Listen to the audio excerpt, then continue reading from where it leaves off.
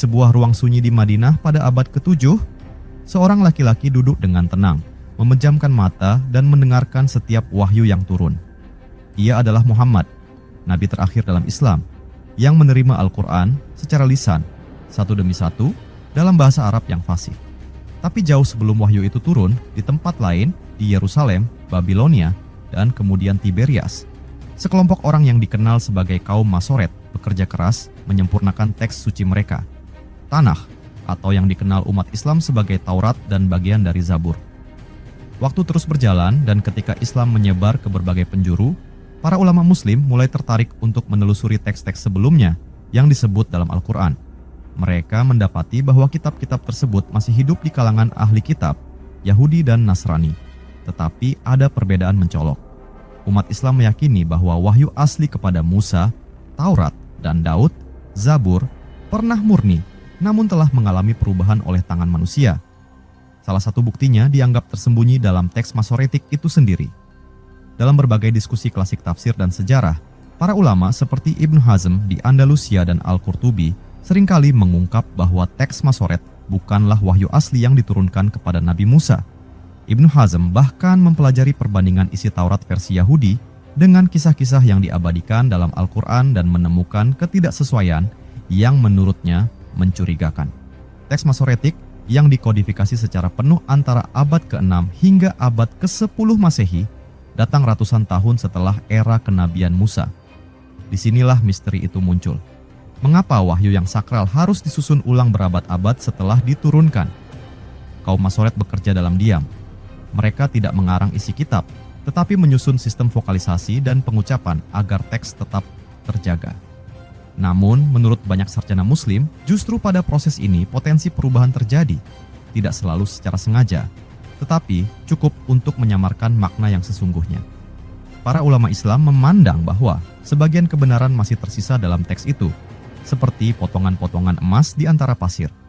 Ada nubuat samar tentang kedatangan seorang nabi terakhir, dan jejak monoteisme murni yang masih bisa dikenali. Tapi, perubahan, penghapusan, dan penyisipan perlahan mengaburkan cahaya yang dulu pernah terang. Di era modern, para peneliti Muslim mulai kembali mengkaji teks Masoret dengan alat ilmiah. Mereka membandingkan versi Leningrad Codex dan Aleppo Codex dengan Septuaginta dan Pentateuch Samaria. Hasilnya membuka mata banyak orang. Ada variasi signifikan dalam penyusunan, penekanan, dan bahkan makna dari ayat-ayat yang dianggap sama. Bagi kaum Muslim, Al-Quran menjadi standar yang utuh dan tak berubah, sementara teks Masoretik menjadi cermin sejarah, mencerminkan upaya manusia dalam menjaga, namun juga mengedit wahyu. Dalam narasi Islam, meski teks asli Taurat tidak lagi utuh, ajaran tauhid yang dibawa para nabi tetap dihormati. Nabi Muhammad tidak datang untuk menghapus wahyu sebelumnya, tetapi untuk mengoreksi dan menyempurnakannya. Al-Quran menyebut kitab-kitab terdahulu sebagai cahaya dan petunjuk, namun menegaskan bahwa sebagian isinya telah diubah. Kini, teks Masoret menjadi saksi bisu dari sebuah perjalanan spiritual panjang. Di satu sisi adalah keinginan manusia untuk menjaga wahyu, di sisi lain adalah campur tangan manusia dalam sejarah yang merubah jalan cerita. Misteri teks Masoret dalam pandangan Islam bukan sekadar teks kuno, tapi cermin tentang bagaimana wahyu bisa dijaga atau hilang tergantung siapa yang memegangnya. Teks Masoret Yahudi adalah bentuk standar teks Alkitab Ibrani, Tanakh, yang disusun dan diawetkan oleh para ahli kitab Yahudi yang dikenal sebagai kaum Masoret antara abad ke-6 hingga abad ke-10 Masehi. Mereka sangat berjasa dalam menjaga keaslian teks kitab suci Yahudi. Selanjutnya, akan kita bahas lebih dalam mengenai pembahasan ini. Berikut adalah beberapa tokoh dan peristiwa penting yang berkaitan dengan teks Masoret. Tokoh-tokoh penting. 1. Kaum Masoret dari Tiberias. Salah satu kelompok Masoret paling terkenal berasal dari Tiberias, kota di wilayah Galilea.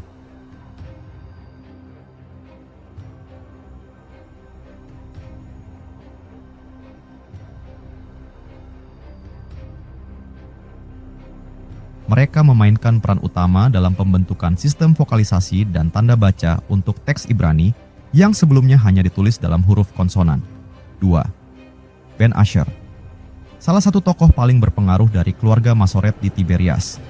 Aaron ben Moses ben Asher adalah tokoh yang menyusun versi teks Masoretik yang kemudian diakui sebagai versi resmi oleh banyak komunitas Yahudi, termasuk oleh Maimonides. 3. Ben Naphtali, tokoh lain yang dikenal sebagai rival keluarga Ben Asher.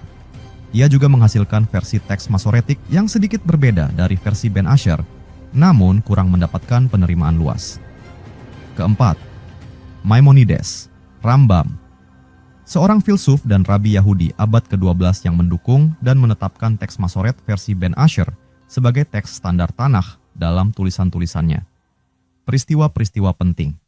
Pertama, penyusunan sistem vokal dan tanda baca.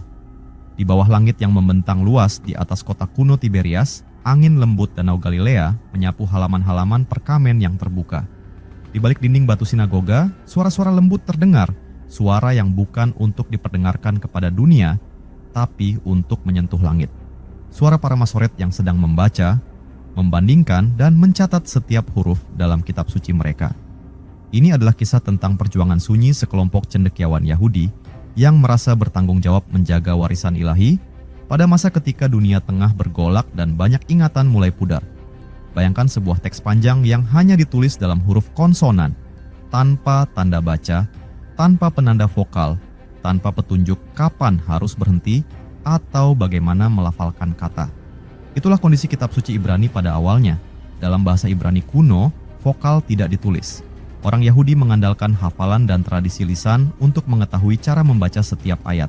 Namun, zaman berubah.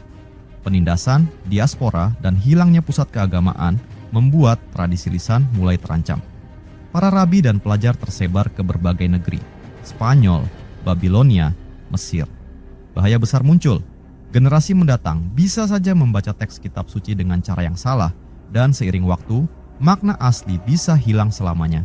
Disinilah cerita dimulai. Sekitar abad ke-6 Masehi, muncul sekelompok ahli teks yang tak ingin kebenaran tenggelam dalam waktu. Mereka dikenal sebagai kaum Masoret, berasal dari kata Masora, yang berarti tradisi. Mereka tidak menambah ayat baru, tidak menulis ulang kitab suci, tapi mereka mencurahkan hidup mereka untuk satu tugas mulia, menjaga agar tidak satupun huruf, kata, atau makna berubah dari aslinya. Tugas mereka tidak sederhana. Bayangkan menghabiskan puluhan tahun hanya untuk meneliti satu teks, membandingkannya dengan ratusan salinan kuno, mencocokkan setiap huruf dengan hafalan lisan, lalu menyusun sistem yang bisa digunakan oleh siapapun agar teks itu bisa dibaca dan dipahami dengan benar. Sistem vokal dan tanda baca yang mereka buat bukan sembarangan. Mereka menciptakan sistem titik dan garis kecil di bawah, atas, dan tengah huruf-huruf Ibrani. Sistem ini dikenal sebagai Nikud. Setiap titik mewakili vokal tertentu, A, E, I, O, U dalam pelafalan Ibrani. Sementara itu, mereka juga menciptakan tanda-tanda berhenti, penekanan suara, dan nada nyanyian yang biasa digunakan dalam pembacaan di sinagoga. Tapi yang lebih mengagumkan, mereka menyusun catatan kecil di margin teks, disebut Masora. Catatan ini mencatat berapa kali sebuah kata muncul di seluruh kitab suci, apakah ejaannya standar atau tidak biasa, dan varian bacaan dari komunitas Yahudi lain. Ini semacam sistem pengamanan berlapis, agar siapapun yang mencoba mengubah satu huruf pun bisa segera diketahui. Dua keluarga besar mendominasi dunia Masoretik, keluarga Ben Asher dan keluarga Ben Naphtali. Keduanya menciptakan versi teks Masoretik yang hampir identik, namun ada perbedaan kecil dalam pelafalan dan tanda baca. Keluarga Ben Asher menjadi yang paling berpengaruh. Salah satu karya mereka, yang dikenal sebagai Aleppo Codex, dianggap sebagai teks Masoretik paling akurat yang pernah ada. Bahkan rabi besar dan filsuf muslim terkenal seperti Maimonides pun mengakui keakuratannya dan menetapkannya sebagai referensi resmi. Tugas para Masoret selesai bukan dengan pesta atau tepuk tangan. Tidak ada yang mengukir nama mereka di batu. Tapi karya mereka bertahan lebih lama dari kerajaan manapun.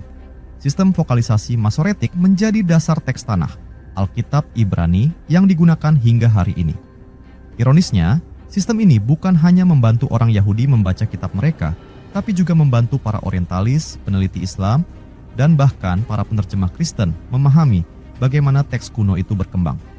Sebagian sarjana muslim yang mempelajari perbandingan kitab-kitab suci menyebut sistem ini sebagai penjaga yang setia meski tak sempurna. Di sinagoga tua yang kini tinggal reruntuhan, gema suara para Masoret seolah masih terdengar.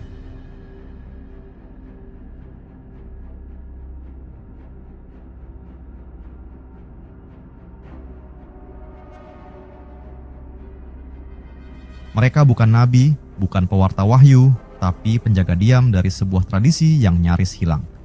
Dan melalui titik-titik kecil dan garis-garis halus di bawah huruf, mereka berbicara kepada masa depan. Bacalah dengan benar, jangan ubah apa yang suci.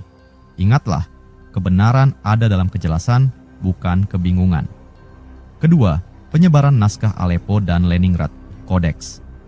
Malam itu di Aleppo, di sebuah ruang bawah tanah yang remang dan dingin, seorang rabi tua duduk di hadapan peti kayu tua. Di dalamnya terbaring lembaran-lembaran perkamen yang usianya hampir 1000 tahun. Menghitam oleh waktu, tapi harum oleh sejarah. Di kota yang pernah menjadi pusat ilmu dan agama, sebuah kitab disembunyikan, dijaga, bahkan dipertaruhkan dengan nyawa. Kitab itu adalah Aleppo Codex. Tapi sebelum ia sampai di sana, mari kita menelusuri awal mula kisahnya. Sebuah kisah tentang dua manuskrip paling berpengaruh dalam sejarah teks suci Ibrani, Aleppo Codex dan Leningrad Codex. Pada abad ke-10 Masehi, di kota kecil bernama Tiberias di tepi Danau Galilea, para Masoret sibuk menyalin dan menyempurnakan teks suci mereka. Disinilah, di tengah tradisi lisan yang mulai melemah, manuskrip agung itu disusun. Ia bukan manuskrip biasa, ia disalin, diberi tanda vokal, dan diberi anotasi lengkap berdasarkan sistem yang dikembangkan oleh keluarga Ben Asher, para ahli teks legendaris. Aleppo Codex atau Keter Aram Tsofa lahir sebagai puncak karya kaum Masoret. Manuskrip ini bukan hanya memuat isi lengkap tanah, Alkitab Ibrani, tapi juga seluruh sistem vokalisasi dan Masora Marginalia, catatan pinggir yang rumit dan akurat. Bahkan Maimonides, rabi dan filsuf Yahudi besar abad ke-12, menjadikan kodeks ini sebagai sumber utama teks Taurat yang paling otentik. Setelah disusun di Tiberias, Aleppo Codex memulai perjalanannya ke banyak negeri.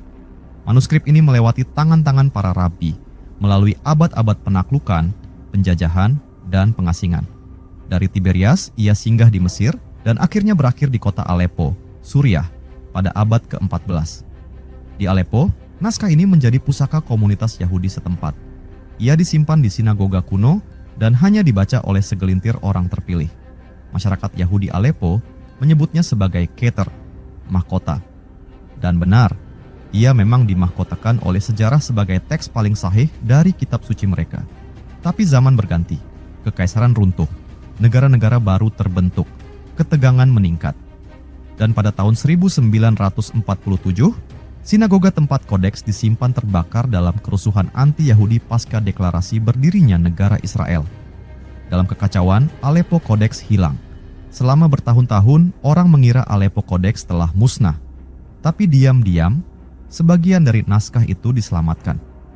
Potongan-potongan manuskrip disembunyikan oleh anggota komunitas Yahudi Aleppo yang tersisa. Lalu, secara perlahan dan rahasia, mereka menyelundupkannya ke Israel. Ketika akhirnya muncul kembali pada 1958, manuskrip itu sudah tidak utuh. Sekitar 40% bagian awalnya hilang, termasuk sebagian besar dari Pentateuch. Namun bagian yang tersisa tetap menunjukkan keindahan dan ketelitian luar biasa dari para Masoret. Sementara Aleppo Codex menjadi legenda yang penuh misteri, Kodeks Leningrad hidup dalam bayang-bayang, namun lebih utuh. Disalin pada tahun 1008 Masehi oleh seorang juru tulis bernama Samuel ben Jacob. Manuskrip ini kini menjadi teks Masoretik tertua yang lengkap yang masih ada. Kodeks Leningrad tidak mengalami pelarian atau penyembunyian seperti Aleppo. Ia disimpan di Kekaisaran Rusia dan kini berada di Perpustakaan Nasional Rusia di Saint Petersburg, dulunya Leningrad. Meskipun tidak seakurat Aleppo Codex menurut beberapa ahli, kelengkapannya membuatnya menjadi sumber utama dalam penerbitan Alkitab Ibrani modern.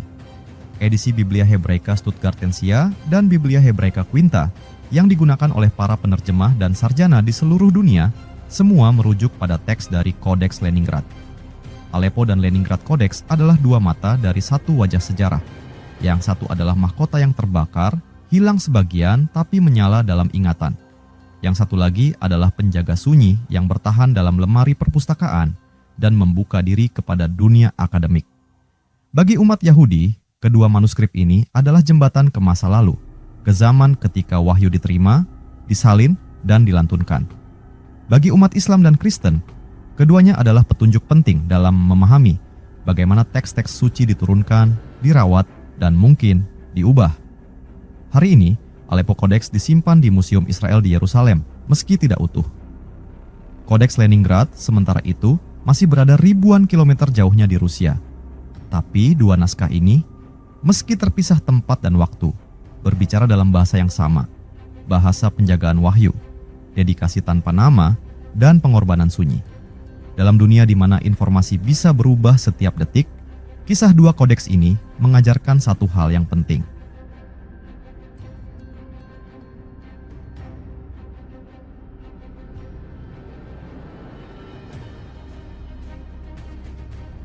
Bahwa menjaga kebenaran adalah pekerjaan berat dan terkadang hanya bisa dilakukan oleh mereka yang bersedia mengabdi dalam diam.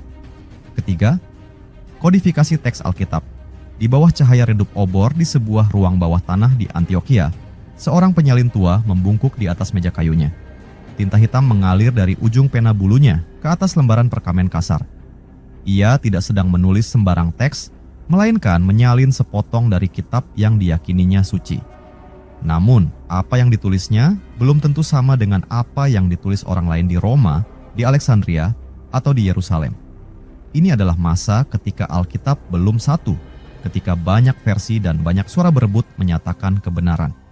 Inilah kisah kodifikasi teks Alkitab, sebuah perjalanan panjang, rumit, dan penuh perdebatan dari fragmen-fragmen ke utuhnya sebuah kitab.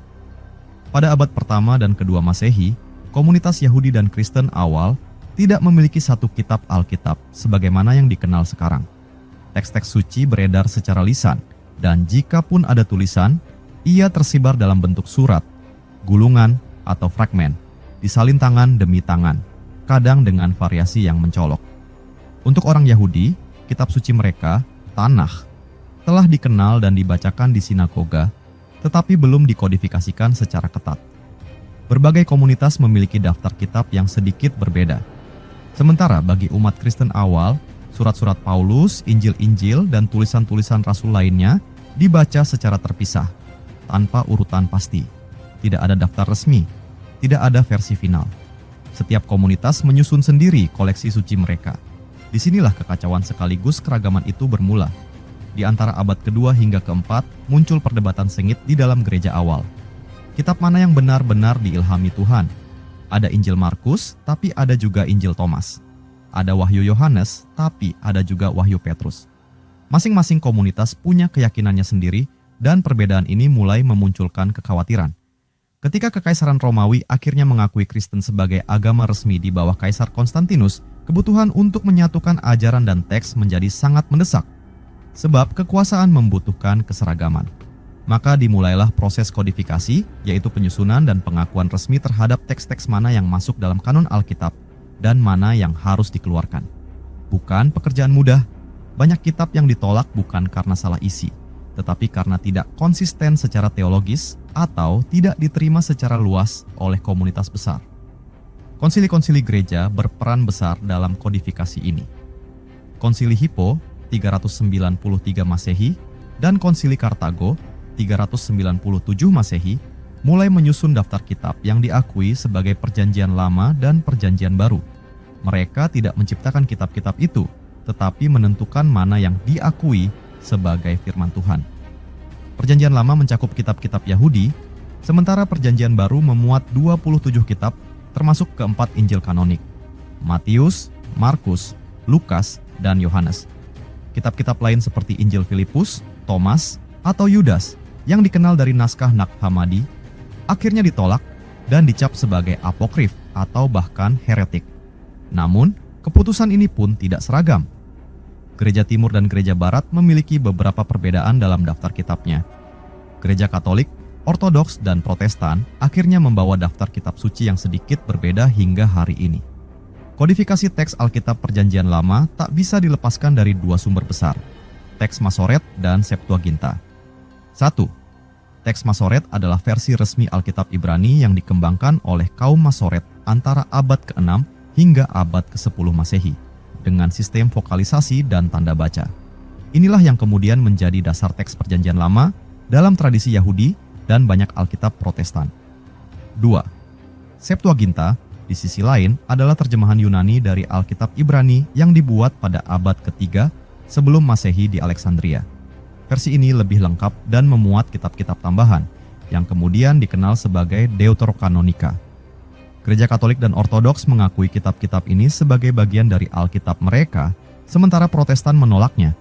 Pilihannya menjadi politis sekaligus teologis. Yang satu mewakili akar Yahudi, yang lain mewakili dunia Helenistik Kristen awal. Dan kodifikasi teks menjadi ajang tarik-menarik antara otoritas, tradisi, dan tafsir. Setelah kodifikasi selesai, pekerjaan berat lainnya dimulai, penyalinan dan penyebaran. Sebelum mesin cetak ditemukan, seluruh Alkitab harus disalin tangan demi tangan oleh para biarawan dan penyalin profesional.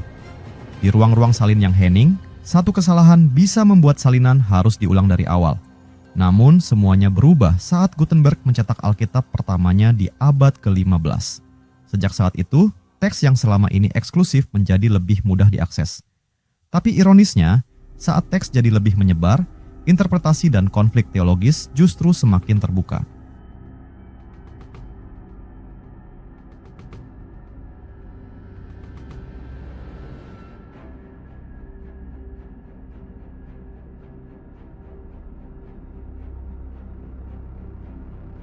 Kodifikasi sudah selesai, tapi pertanyaan-pertanyaan tentang tafsir, makna, dan kebenaran tetap bergema. Kodifikasi teks Alkitab bukan hanya soal menyusun daftar isi. Itu adalah proses panjang yang penuh perjuangan, kompromi, dan ada kalanya konflik. Ini adalah kisah tentang bagaimana sekelompok manusia mencoba menangkap ilham surgawi dalam bentuk huruf dan kalimat, dengan harapan bahwa firman Tuhan bisa dijaga untuk generasi mendatang. Namun, kodifikasi juga menyisakan pertanyaan yang menggantung. Apakah teks yang dibakukan itu benar-benar mencerminkan wahyu asli, atau ia adalah hasil dari seleksi sejarah, politik, dan tafsir manusia yang penuh keterbatasan?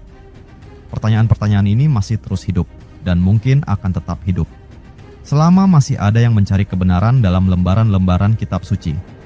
Keempat, penolakan Septuaginta oleh rapinik Yahudi. Di sebuah ruangan bergaya Yunani di kota Alexandria, sekitar abad ketiga sebelum Masehi, 72 orang tua berjubah putih duduk berjajar, masing-masing dengan sebuah perkamen kosong dan pena di tangan.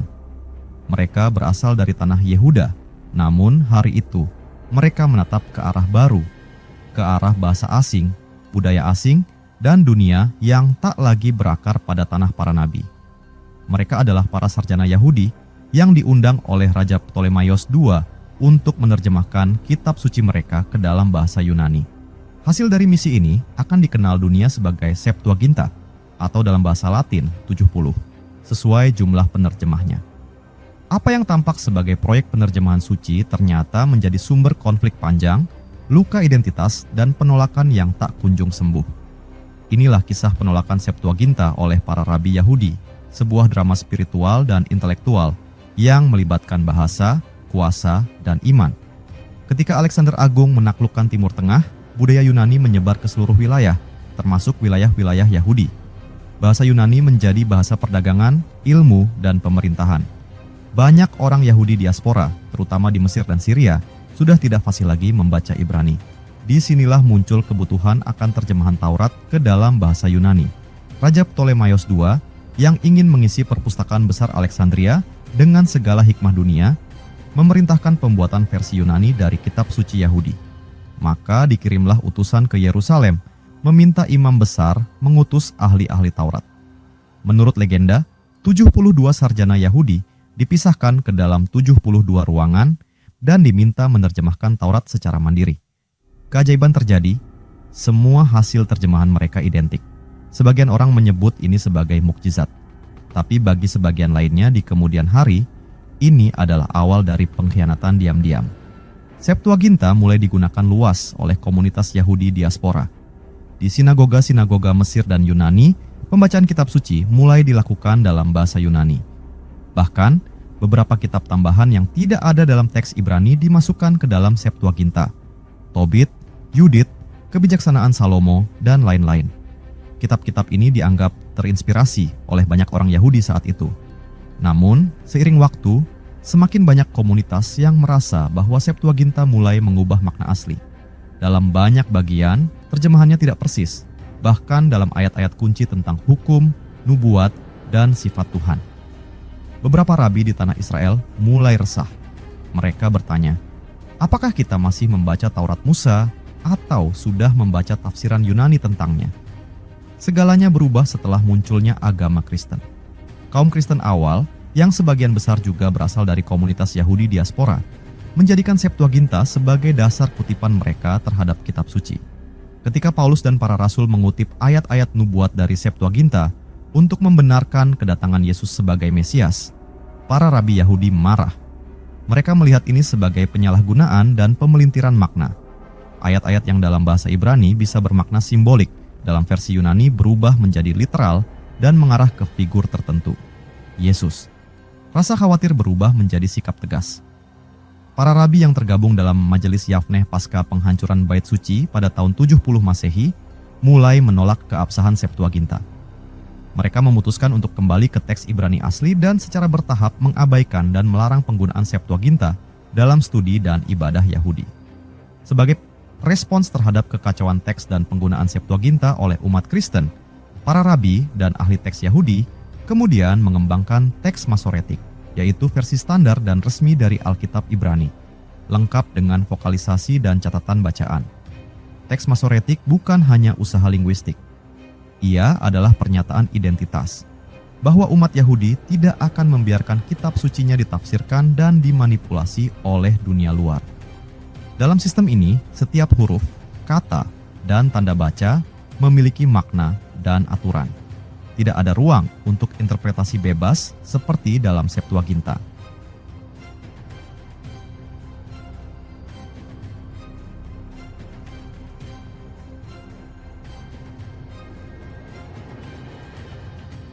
Sejak itu, Septuaginta dibuang dari ranah resmi Yahudi, dianggap tidak sahih, dan bahkan dicurigai sebagai alat penyimpangan. Ironisnya, ketika umat Kristen mengadopsi Septuaginta sebagai dasar perjanjian lama mereka, umat Yahudi justru menolaknya. Ini menciptakan dua jalur teks suci yang berbeda, meski berasal dari akar yang sama. Hingga hari ini, Alkitab Kristen Katolik dan Ortodoks merujuk pada Septuaginta, sedangkan Yahudi dan Protestan merujuk pada teks Masoretik. Penolakan Septuaginta bukan hanya soal bahasa, ia adalah soal kedaulatan atas makna, pertarungan antara tafsir dan teks, antara penjagaan warisan dan penyebaran misi.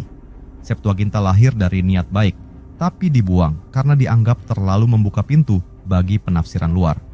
Teks yang dahulu dirayakan sebagai mukjizat bersama, kini menjadi simbol perpecahan antara dua dunia iman. Dan di balik itu semua, satu pelajaran mengendap, bahwa dalam dunia suci, bahasa bukan sekadar alat, tapi juga medan pertempuran. Siapa yang menguasai kata, menguasai makna. Dan siapa yang menguasai makna, bisa membentuk iman. Kelima, penemuan gulungan laut mati, Dead Sea Scrolls. Panas membakar permukaan bebatuan di padang gurun Yudea. Angin gurun menyapu kering, menyisakan debu dan kesunyian di antara tebing-tebing curam dekat laut mati. Di antara lembah yang seolah tak terjamah peradaban, tahun 1947, seorang pemuda Baduy penggembala kambing melempar batu ke dalam mulut sebuah gua yang tersembunyi. Dan tanpa disangka, ia mendengar bunyi pecahan tembikar. Apa yang ia temukan bukan sekadar pot tanah liat, melainkan pintu ke masa lalu, terbuka untuk pertama kalinya dalam 2000 tahun. Inilah kisah penemuan gulungan laut mati, Dead Sea Scrolls, misteri terbesar abad ke-20 dalam dunia arkeologi dan teks suci. Namanya adalah Muhammad Ed-Dib, seorang penggembala muda dari suku Ta'amireh. Bersama teman-temannya, ia sedang mencari kambing yang hilang ketika mendaki ke salah satu tebing di dekat Qumran.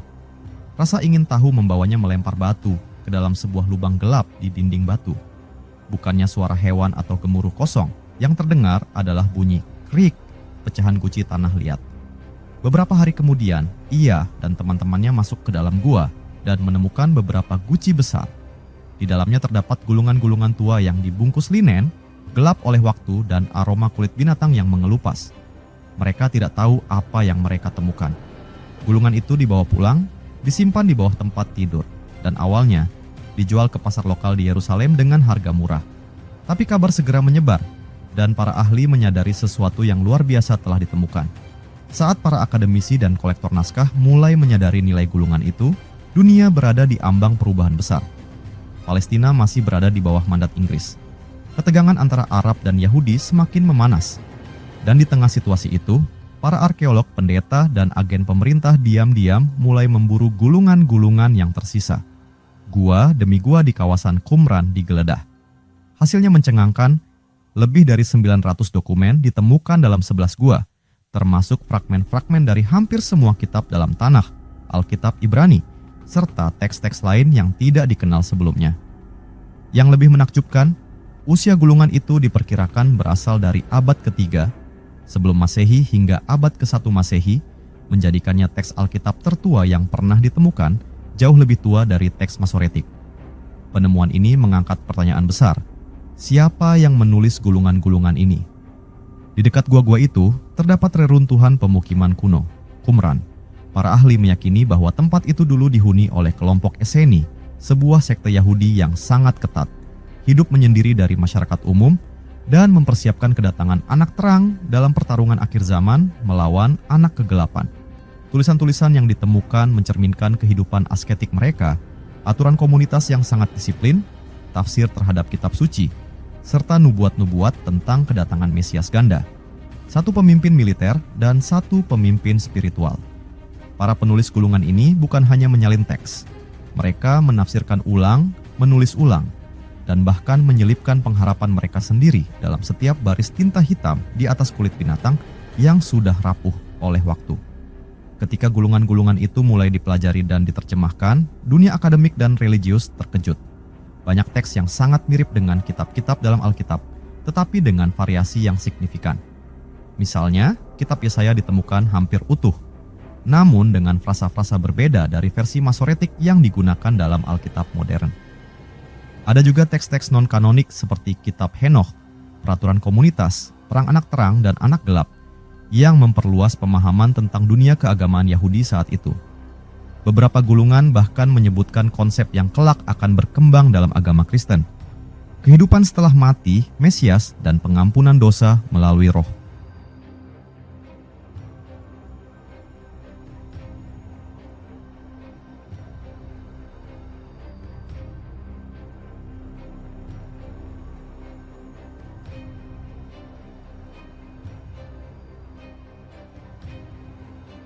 Tiba-tiba, batas antara Yahudi dan Kristen awal menjadi kabur, dan gulungan-gulungan ini menjadi medan pertempuran baru dalam teologi, sejarah, dan kritik teks. Hingga hari ini, gulungan Laut Mati disimpan dan dipelajari dengan ketat. Banyak gulungan bisa dilihat di Museum Israel di Yerusalem, dalam ruang khusus bernama Shrine of the Book. Namun sebagian lainnya masih disimpan secara rahasia, belum sepenuhnya diterbitkan, menyimpan potensi pengungkapan baru. Para peneliti masih terus bekerja, menggabungkan fragmen, menganalisis tinta, meneliti DNA kulit yang digunakan sebagai media tulis. Semua itu untuk menjawab satu pertanyaan besar. Apa yang sebenarnya dipercayai oleh orang-orang Yahudi kuno tentang Tuhan, kitab, dan masa depan dunia?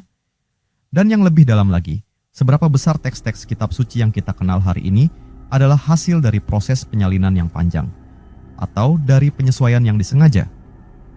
Apa yang dimulai dari lemparan batu di Qumran berubah menjadi salah satu penemuan terbesar dalam sejarah keagamaan manusia. Gulungan-gulungan itu tak hanya membuka jendela ke masa lalu, tetapi juga memaksa kita mempertanyakan keyakinan kita tentang teks suci, wahyu, dan sejarah iman itu sendiri.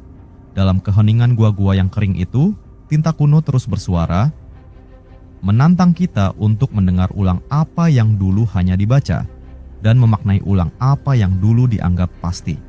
Teks Masoret sangat penting dalam tradisi Yahudi karena menjadi dasar bagi semua edisi modern Alkitab Ibrani dan berpengaruh besar dalam penerjemahan Alkitab ke dalam bahasa lain, termasuk Septuaginta dan Vulgata.